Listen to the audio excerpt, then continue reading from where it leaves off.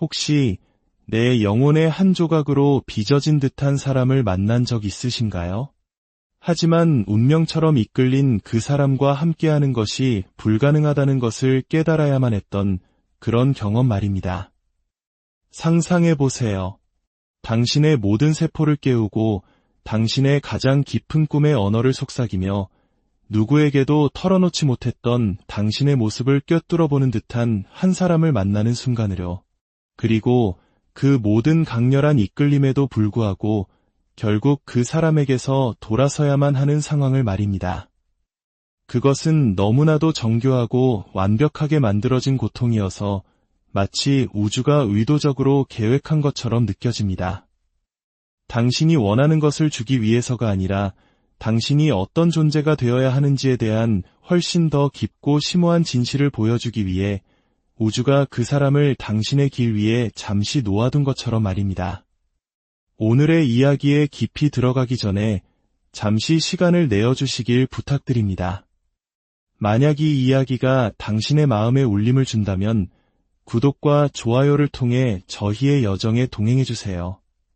당신의 작은 손길 하나가 비슷한 아픔을 겪고 있는 또 다른 영혼에게 위로의 메시지를 전하는 빛이 될 수 있습니다.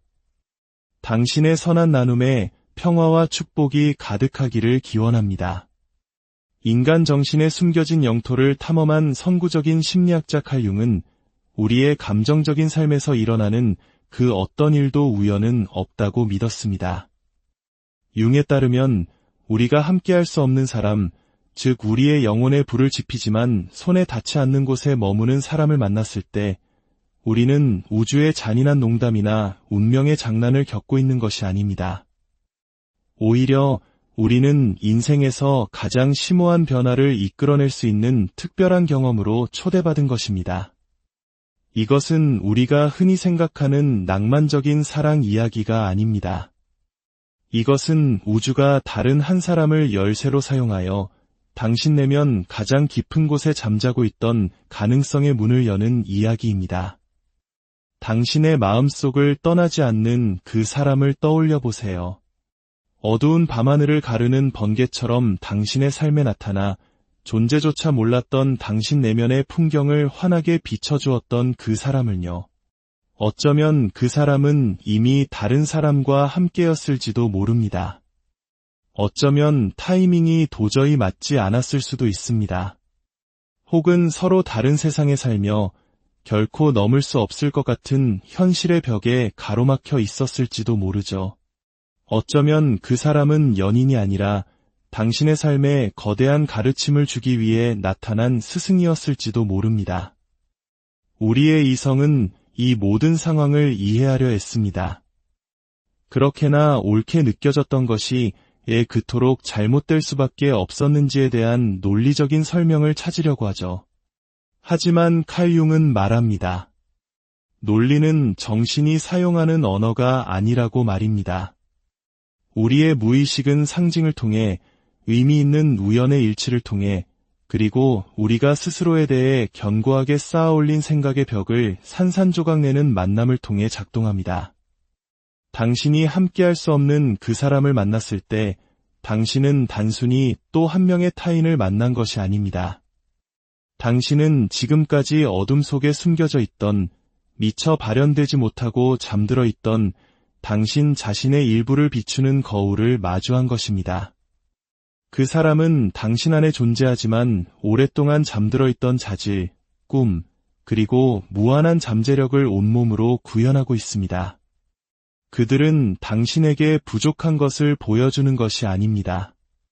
그들은 당신이 무엇이 될 수 있는지를, 당신의 가능성이 얼마나 위대한지를 보여주고 있는 것입니다.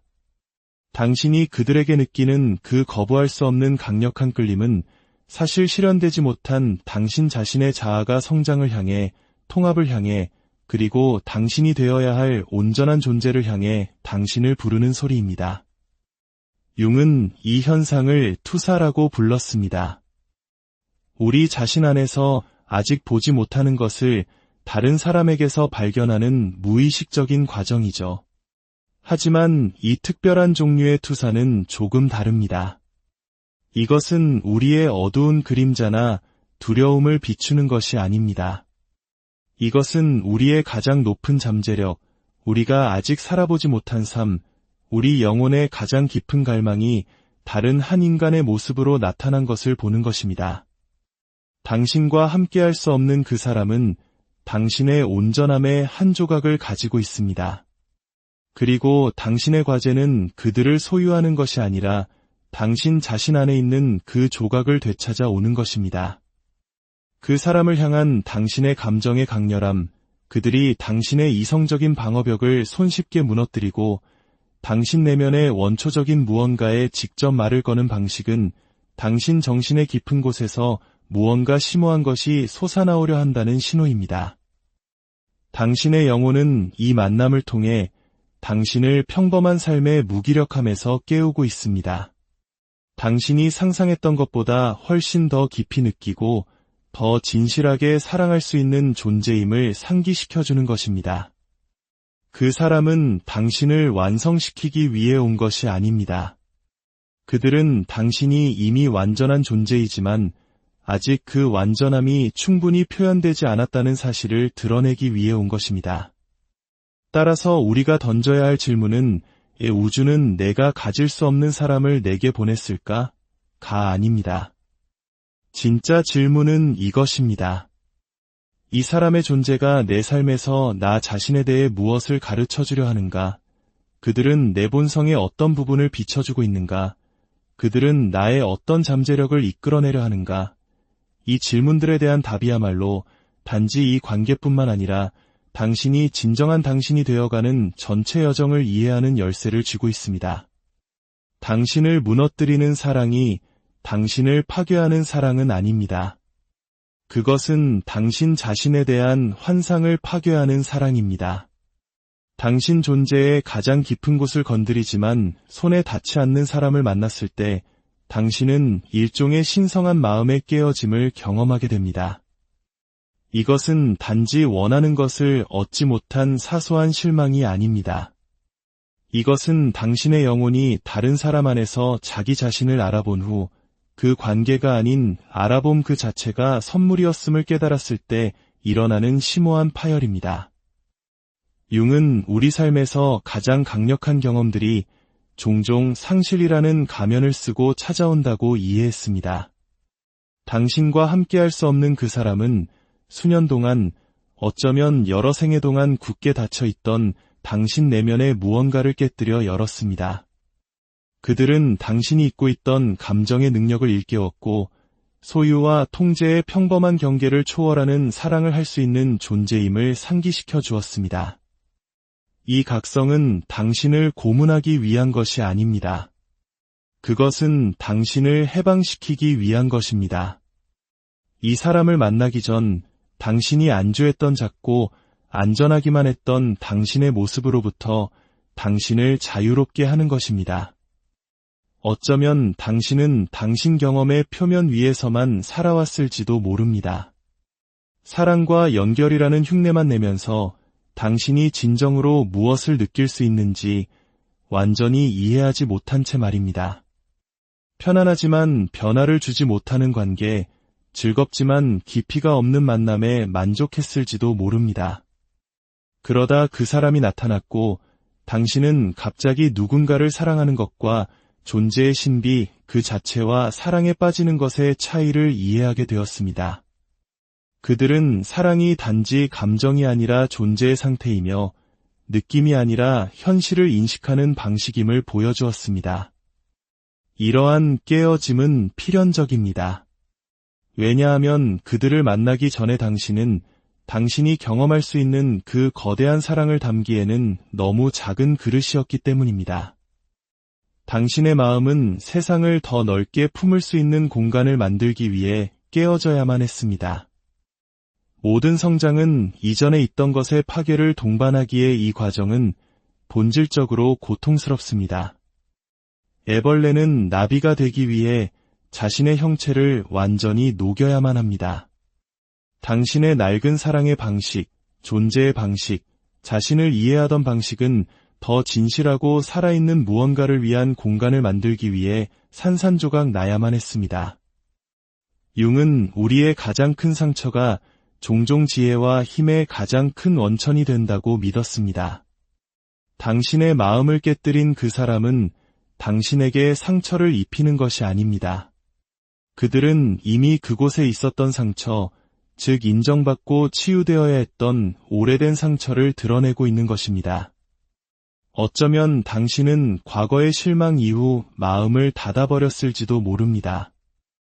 깊은 사랑은 불가능하거나 그럴 만한 가치가 없다고 스스로를 설득했을 수도 있습니다. 열정과 깊은 교감은 당신이 감당할 수 없는 사치라고 여기며 조용한 절망의 삶에 안주했을지도 모릅니다.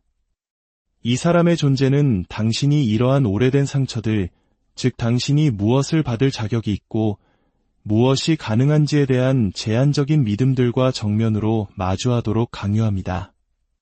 그들은 당신의 고통을 유발하는 것이 아니라 마침내 치유될 수 있도록 당신의 고통을 수면 위로 끌어올리고 있는 것입니다. 그들을 향한 당신 감정의 강렬함은 지금 일어나고자 하는 치유의 깊이에 비례합니다. 당신은 우주로부터 벌을 받고 있는 것이 아닙니다.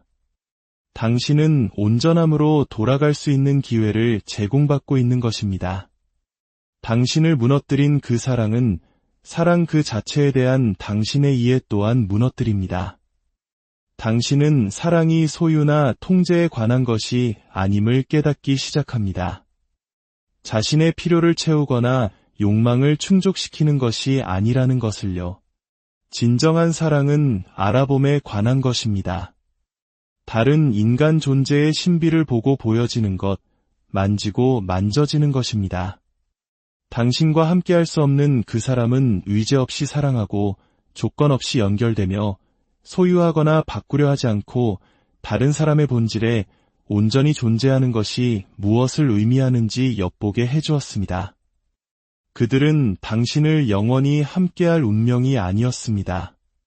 그들은 당신의 거울이 될 운명이었습니다. 당신이 잊고 있었거나 충분히 발전시키지 못했던 당신 자신의 일부를 비춰주는 거울 말입니다.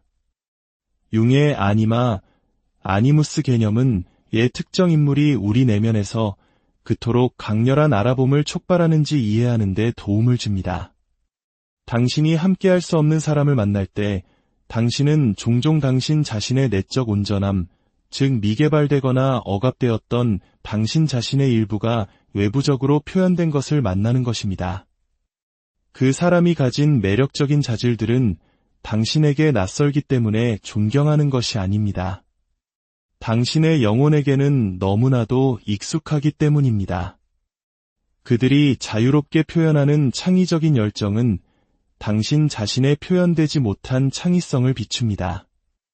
그들이 뿜어내는 자신감은 당신이 주장하기를 두려워했던 당신 자신의 내면의 힘을 반영합니다.